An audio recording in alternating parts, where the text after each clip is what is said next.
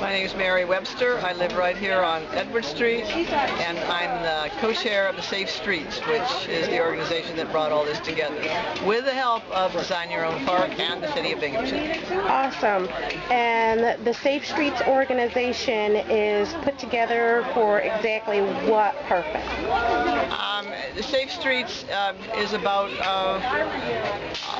dedicated to improving the quality of life in this community, in our community. We represent an area, the area north of Main Street to the railroad tracks, and from Front Street on the east and Jarvis on the west. That is awesome. We've been in existence for, since we started this organization in 1995, but for the last 3 years we've been very, very active in this neighborhood, and we've seen a lot of things happen positively. So this has been a positive improvement on the things that go on in this neighborhood? Absolutely, this neighborhood, yes. We work very closely with the city. The chief of police is standing right over there. Oh, that's awesome. We work very closely with the police, all of the City of Binghamton departments, and we made a lot of progress in this neighborhood. We're very excited. Oh. So now it means we have time to branch out and do things like this, which is a wonderful event to build communities. How many community projects have you put together? Our first, last year in the fall, we had a block party right here. It was a terrific success, and we've just built on that. We have this circle project. We also have we're building a community garden at the north end of Mather Street, and we have also just purchased 121 Walnut Street, and it's being donated to the city, and it's now a green space for the kids to play. Oh, that's good. Do we have people that are donating like playground equipment? We're going to work on that. It's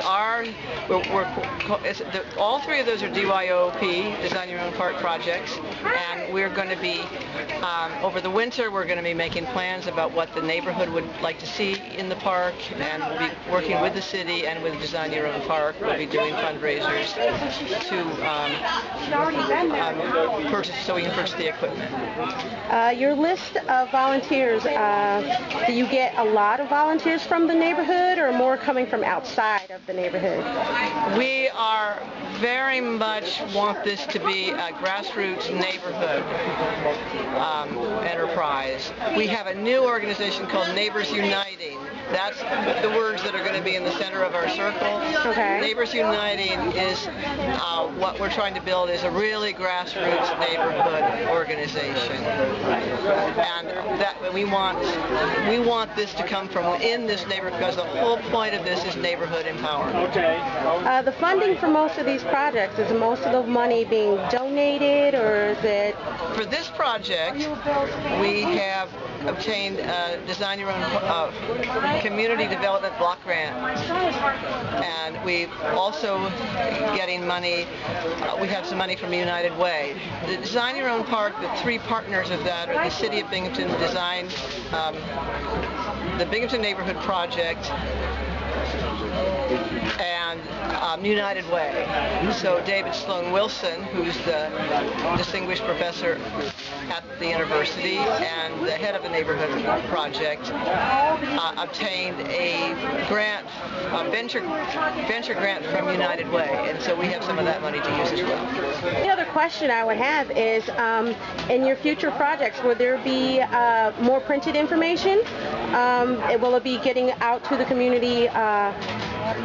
This information came to me kind of well, that's why we need more. That's why we need more volunteers. And I'll tell you the history of this. That we planned this for September 10th, and that was when the flood came. So we just had to. The weather was great, but nobody could. It was just too much. We couldn't possibly do it. Right. And so then we just couldn't do anything for a couple of weeks. You know how that exactly. The community. Too much distraction, too much devastation. But, How much? Just a couple of weeks ago, we said, okay, we're going to have this project. So actually, last week we had a cleanup. On the 1st of October, we had a cleanup at the 121 Walnut, and this is today. And for the first time, we sent postcards out to everyone in our neighborhood. Got one. Everyone we could reach got a postcard. But then we didn't have time, or we weren't going to do that all over again. So right. next year, we've learned a lot. Next time, the beauty of this project is that we're going to have to do it again because cars are going to drive on it. Right. So it's a reoccurring project. So we'll have to come back and do it again, and then we'll have more people. Hopefully, Neighbors Uniting will grow. Hopefully, this will make it grow. It's hard to get people. It's hard to build a neighborhood organization. It really. Just design your own park.